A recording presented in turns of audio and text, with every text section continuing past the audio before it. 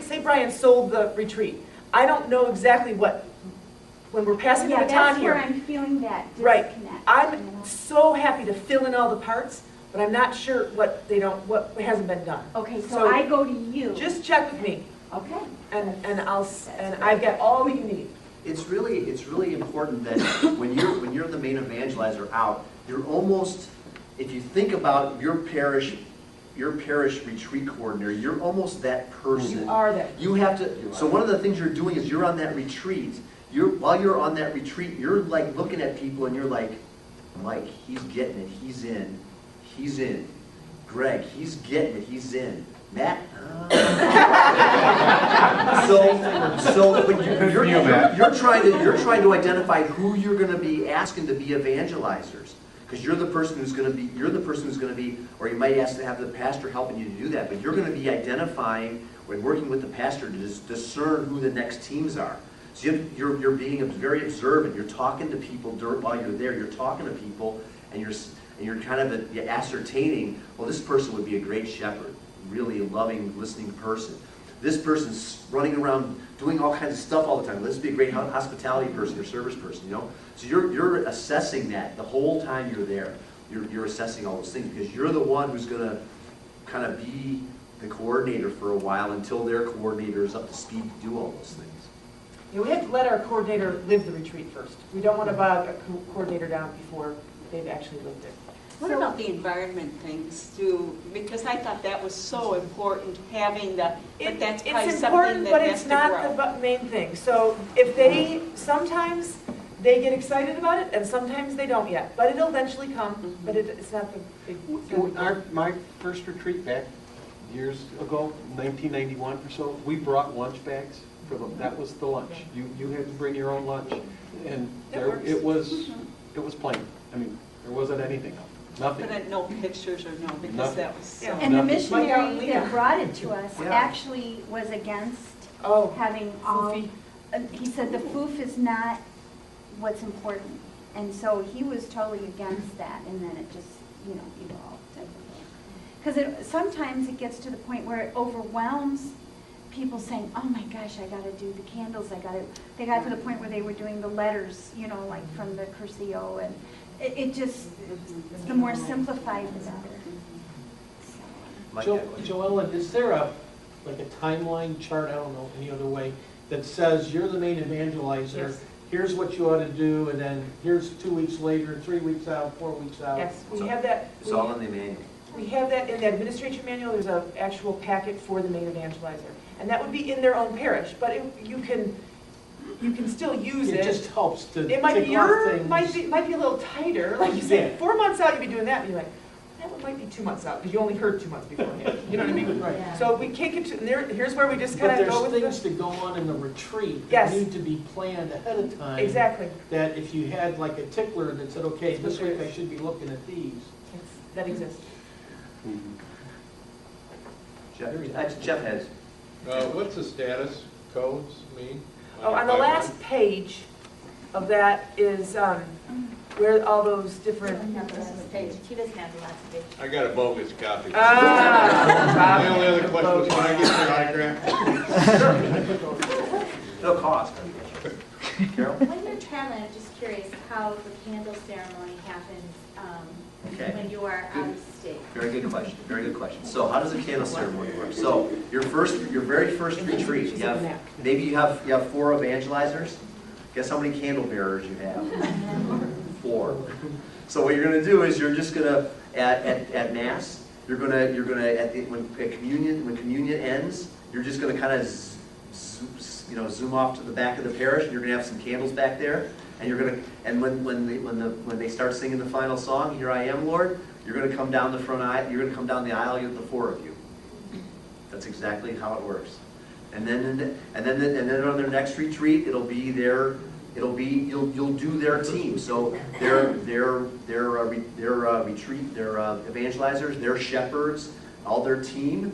Same thing. whoever was on the retreat the first time. Whoever was on the retreat the first time. At the end of Mass, you just ask them to all go to the back, and you come down the aisle. Again, the first retreats, those weren't part of the retreat.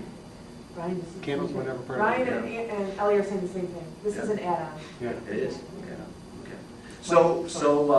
But that's how it's done. If you're doing it. Brian's got a ball game to get to, so he's got one last thing to say. Yeah, one last thing real quick. One, for if you are thinking, you know what, I'm gonna prayerfully consider that we might contribute financially, these are gonna be on the table over here. Even if you are already contributing financially, you probably all know many people who aren't. If you believe in what we're doing, easy thing for you. Much easier for you guys than for us to say, you know what, have you considered this? We're doing it. Even at any level, it's so appreciated and doing kind of the best thing there is, you know. Second thing, in building our pipeline, you can all help us build that list, that pipeline.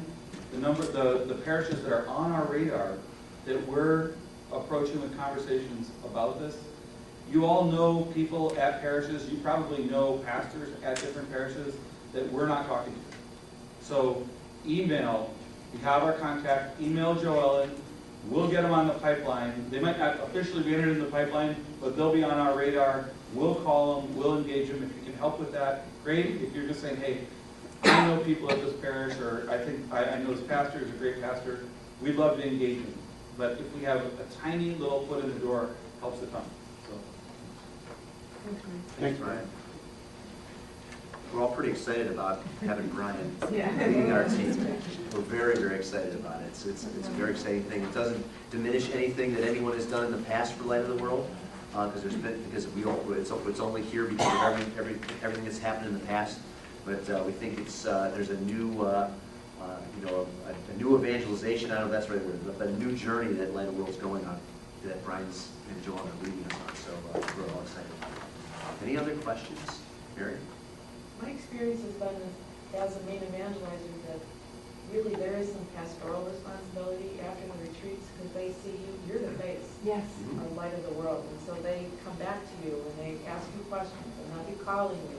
And so be prepared for that. You just don't fly in, do this wonderful thing and go home.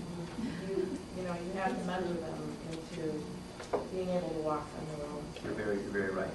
You're very right. There are and we all know that there are preparation meetings for the retreat. So there's like those 3 or 4. You have your evangelizer training, you have your training meetings. So you will be working with them on those, whether you're able to attend them or whether you at least mentoring them through those trainings so that they know exactly what they're how they're doing the training and so forth. So it's just modeling all the time. You're just modeling the retreat and answering questions, being as open as you can about what's going on, because they're just wanting to learn, how to make it happen.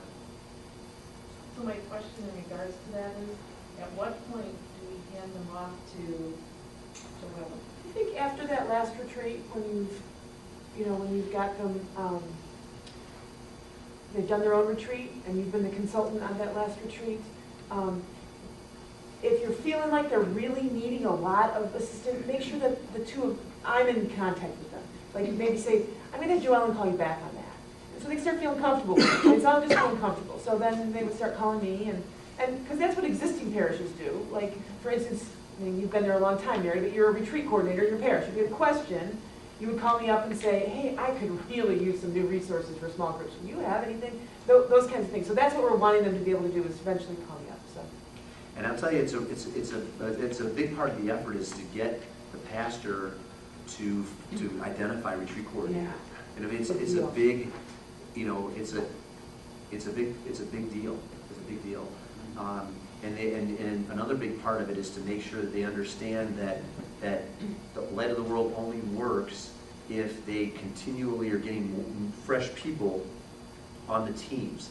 So if you go to a parish and they have their startup team and they think that that team is just going to boom to every retreat from there on, it's going to work for a while, but then there's going to be a time where it's not going to work. So you got to try to make that, try to get them to to understand that that's how the process works. So looking at who's your main evangelizer, your first main evangelizer, who's going to be your next one, who's going to be your next one, starting to identify those, as soon as you can.